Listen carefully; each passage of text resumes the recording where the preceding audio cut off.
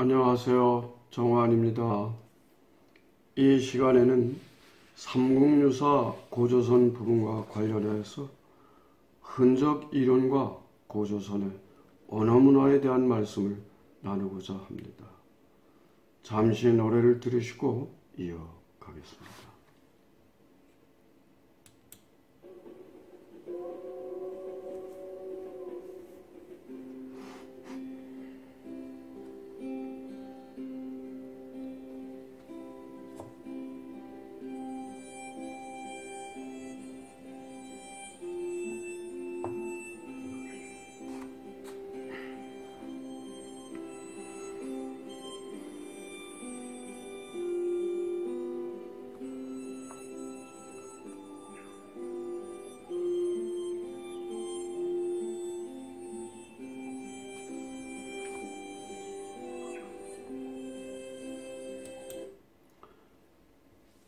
존재하는 모든 것들은 사라져 갑니다. 그러나 그 사라진 존재들은 유형무형으로 그 흔적을 남기게 마련 아니겠습니까? 언어문화도 마찬가지. 고조선 시대는 사라져 갔지만은 그와 관련한 언어문화의 흔적은 남아있다고 생각합니다.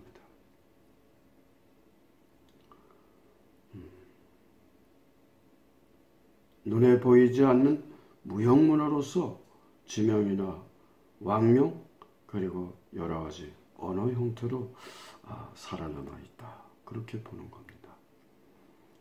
이른바 흔적 이론, 트레이스 시어리의 관점에서 고조선과 관련한 언어 문화를 한번 생각해 보자는 것입니다.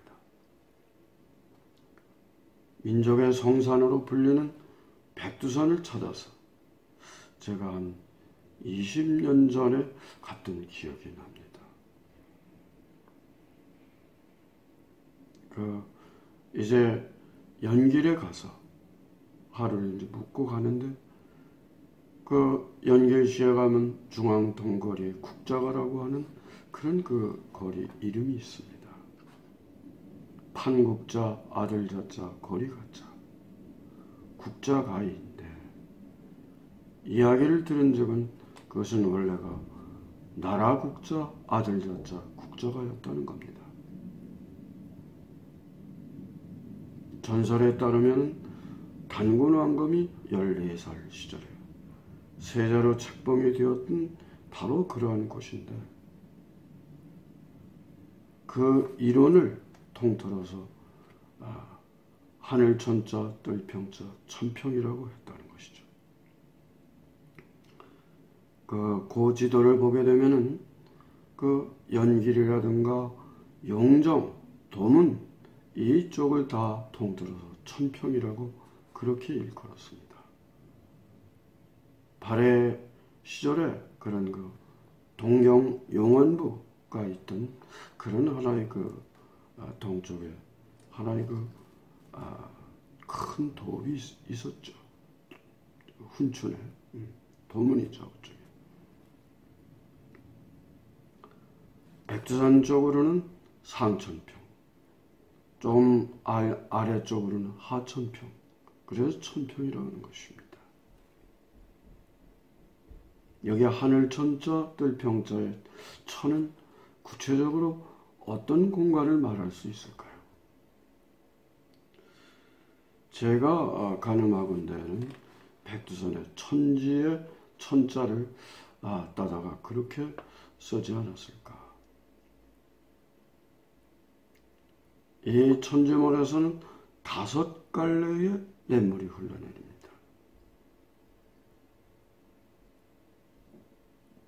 머리두자, 길도자, 두도백화, 2도, 3도, 4도, 5도 이런 5갈래의 물들이 흘러내리면서 첫 번째로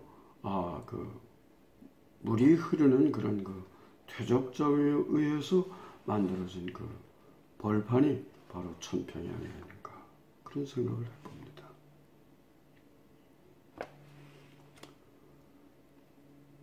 이제 저희들이 이제 북파로 이제 올라갔어요, 처음에. 이제 북쪽의 언덕이다. 이제 북녘 북자, 언덕버자, 언덕파. 중국어로는 베이프어라고 그러는데, 그쪽으로 올라가는데, 밤하늘에 정말 은하수같이 쏟아져 내리는 그 장백 폭포를 보고, 더 마침내 올라가서 천지못을 보고, 내려오면서 또 그 아래는 소천지라고 해가지고, 그 겨울에도 얼질 않는데요. 이제 온천수가 나오니까 그렇겠죠. 여기가 바로 민족의 성산, 우리 참 고조선의 어떤 역사 문화가 시작했던 곳이라고 생각하니까, 여기가 바로 지금 중국의 땅이라고 하니까 너무나 참 마음이 참 짠하고 아려오더라고요. 그 뒤에 다시 이제 또 몇 년 뒤에 그 백선의 서쪽으로 올라갔습니다. 선역서자, 언덕파자, 중국어로는 시푸어라고 했던 것 같아요. 그 송강하라고 하는 그런 이제 지역을 지나 올라가면은 이제 그 백두산 서파로 올라가는 길입니다. 이름하여 원시림이 있고, 더 조금 올라가면 자작나무 숲이 있습니다. 더 올라가면 이제 나무가 별로 많이 없죠. 근데 그 원시림 그 가운데로 이런 상당히 꽤 한 7, 8m는 들어갔겠더라고요. 그런 웅덩이처럼 파진 그런 것이 도랑물처럼 흘러내려요. 그게 바로 송황의 원류라고 해서 송강하라고 했고, 그 지역 이름이 됐지 않았을까.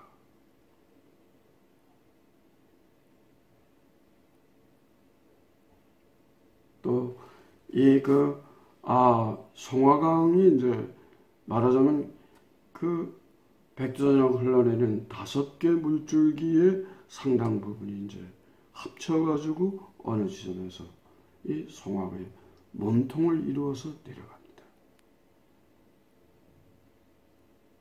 그래가지고 그 흘러내려가다 보면 거기에 이제 어디죠? 그 눈강하고 송화강이 합쳐서 내려가는 부분이 있습니다. 그게 이제 그 송원이라고 하는 지역이 있었던 걸로 기억하는데, 소나무 성자, 언덕 원자. 그러니까 송화강가에 이제 만들어진 그런 만주벌판인 거죠.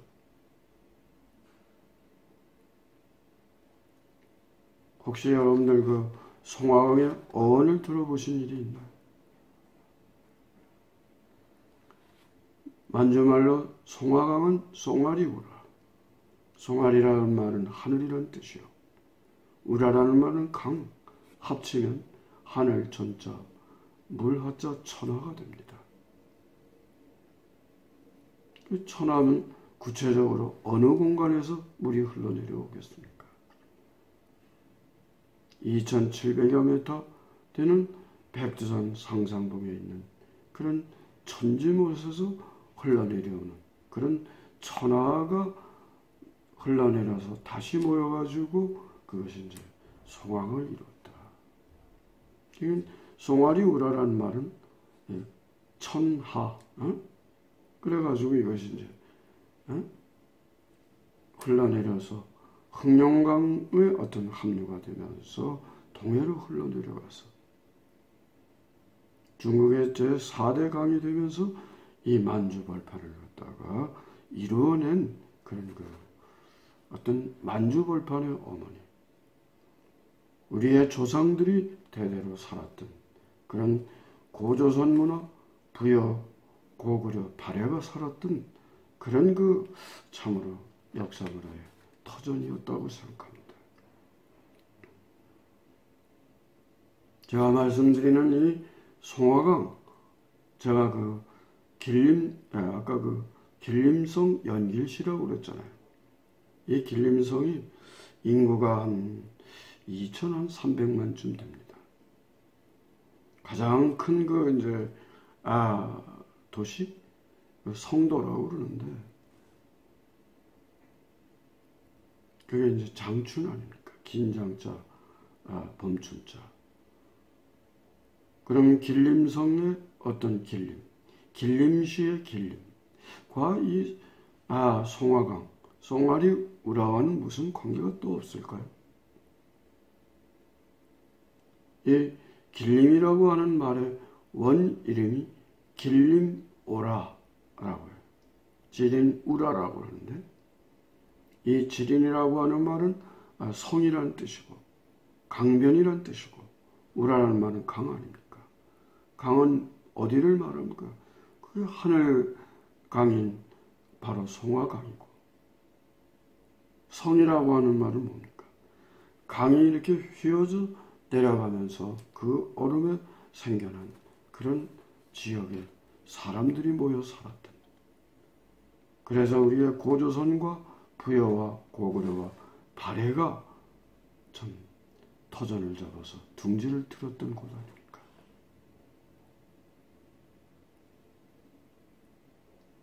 또 이러한 제가 한 2년 있었어요. 장춘에.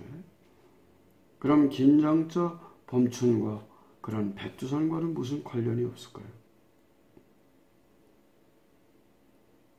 그러니까 이 백두산을 다른 말로 중국에서는 중국 지도를 보면 백두산이라는 이름이 없습니다. 그건 뭐라고요? 긴장자, 흰백자, 장백산이라고 합니다. 장바이샨이라는데. 그 장백산의 어떤 지명의 방사에 의해서 그런 영향으로 장춘도 생겼다고 하면 아마 괜찮을 듯한 설명이 될 것 같아요. 뿐만 아니라 장춘의 어떤 서북쪽 한 5, 60km? 예, 거기 긴장자, 고계령자, 장령이라고 하는 산이 있습니다. 한 900m? 해발 한 900쯤 되는. 또 동남쪽에 장령 산맥이 있습니다. 이 모두가 다 장백산맥의 줄기거든요. 연구에 따라서는 이러한 긴장자, 우리말로는 길다 아닙니까? 길림할 때, 길다인데. 이거는 소위 민족과 언어를 관계시켜가지고 탐구하는 민족 언어학적인 그런 관점으로 연구를 한 경우가 있습니다. 강기른 선생님의 그러한 글을 보면 시베리아 쪽에 길리악이라고 하는 사람들이 따뜻한 남쪽 나라로 농경 문화를 이루면서 남쪽으로 내려왔다는 것입니다. 그리고 길자가 바로 길림의 길이 되고 또 길다의 같은 뜻이지만은 소리가 다른 긴 장자가 된 게 아니냐. 그 길다는 우리 한경도에도 길중영천한 때 길이 있지 않습니까? 아까 길림이 있었고 또 길림시가 있었다고 그랬잖아요. 이 긴 장자와 관련한 그런 지명들에는 아까 장춘이 있고 장백이 있고 그렇게 있습니다만 장령산맥이 있고. 그러면 우리나라 한반도로 들어와서는 어떡할까요? 전라도에 장흥이나 장성이 있고 장수가 있고 황해도에 장현이 있고 강원도에 장성이 있지 않습니까? 우리말로 해서 백두산의 백, 태백산의 백, 장백산의 백과 관련한 그런 경우는 또 어떨까요? 중국의 경우는 장백산을 중심으로 해서 백산이라고 하는 지역이 있습니다. 흰백자, 밀산자. 또 백화가 있고 좀 전에 제가 송원을 말씀드렸는데 그 송원을 조금 지나면 내mon고 쪽으로 흰 백자 백성이 있습니다. 바이처럼이라고 해서. 그러면 우리 한반도로 들어와서는 어떨까요? 태백산, 소백산, 한백산, 백월산, 황해도의 연백의 백천 등등을 들 수 있지 않겠습니까? 삼국유사를 보게 되면은 백두산을 뭐라고 또 달리 불렀을까요? 고몽자, 귀신신자, 웅신산이라고 했습니다. 거기서 송화강을 다스리던 그런 그 하백의 딸 유화를 해무수가 만나가지고 서로 관계해서 거기서 이런저런 우여곡절 끝에 주몽이 태어났고 고구려의 시조 동명 성왕이 됐지 않습니까? 이러한 어떤 단공왕검의 어머니 웅녀, 고몽자, 또 백두산을 웅신산, 이런 웅과 관련한 그런 지명, 그런 관련한 어떤 계열에는 어떤 것들이 있을까요? 몇 달 전에 제가 말씀드렸던 것 같은데, 충청도 공주에 가면은 지금도 고마나루라고 하는 말을 씁니다. 웅진동이라는 그 동명이 있어요.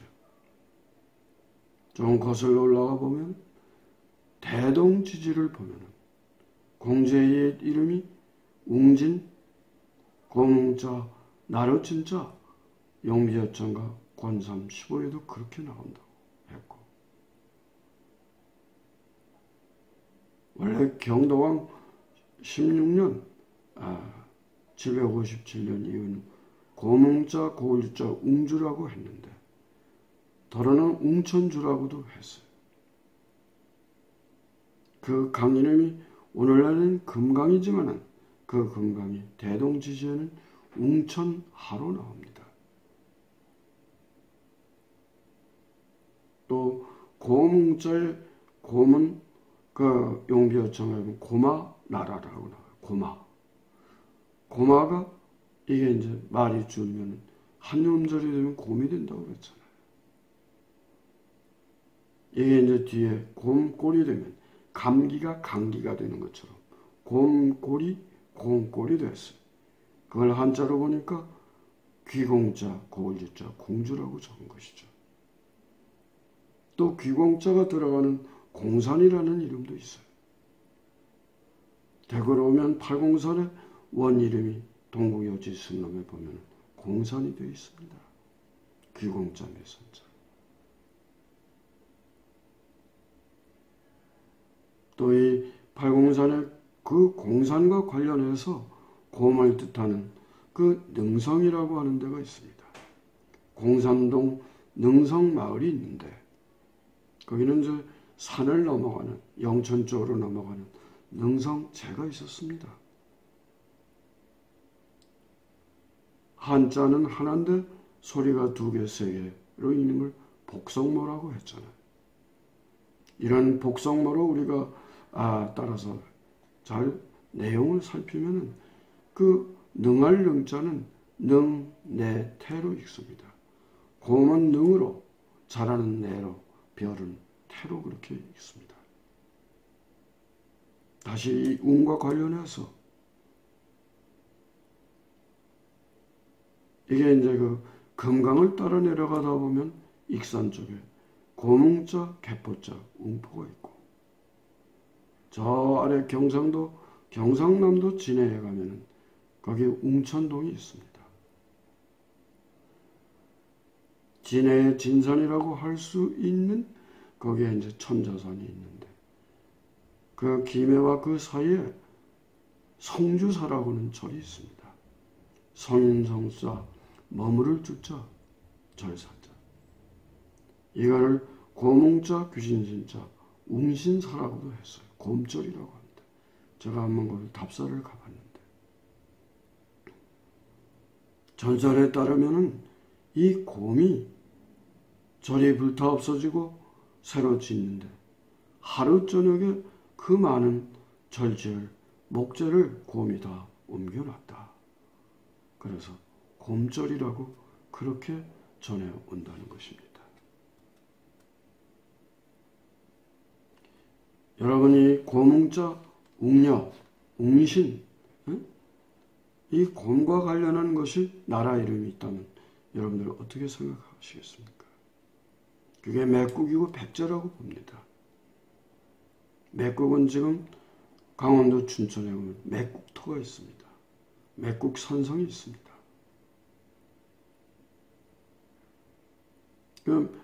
그러니까 말하자면 그 고조선을 이루는 그 민족 구성 가운데 예족과 맥족이 있었잖아요.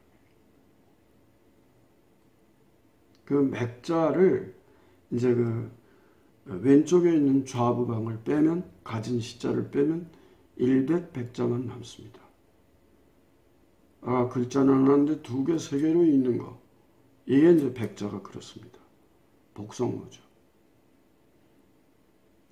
백이지만 맥으로도 읽습니다. 힘쓸 맥. 그러니까 저는 그런 어떤 이런 힘쓸 맥, 아까 그 예명할 때 맥자 큰 곰이라고 그랬는데, 번처 강목에 보면 쇠붙이라도 먹을 수 있고 힘이 강한 곰과 같은 비슷한 그런 동물이다. 식철사웅이라 그렇게 전해오고 있어요. 다시 말하면 종족 이름에 맥족이 있었다는 것이죠. 맥족이 세운 나라였는데 고조선이 망하면서 결국은 이 한반도로 들어와서 춘천에 와서 자리를 잡고 마지막을 이어갔다. 예맥족의 예족은 강릉에 있었다는 거 아닙니까? 그러니까 이 맥족에서 가진 시자를 떼내면 나머지 그 일백백자가 남는데 그게 바로 백제와 관련되어 있지 않냐. 그 백제는 맥족이 세운 나라다 이 말이에요. 이렇게 지명이나 또는 뭐 이런 그 나라 이름에, 그럼 왕명은 어떻습니까? 1500년 동안에 고조선을 다스렸던 임금이 47명이 있었다는 거 아닙니까? 어디에? 단군 세계에. 또 북부에 6 임금이 있었다는 거 아닙니까? 단군이. 그러니까 단군 왕금의 단군이 재정일치 시대의 정치와 종교를 아우러서 이끌었던 그런 지도자였던 것이죠. 군왕이었던 것이죠. 그러한 그 흔적은 삼국사기 신라 제2대 임금인 남해 차충에도 그대로 드러나고 있습니다. 인자할 자자 차우충자, 차차웅이라고도 하죠.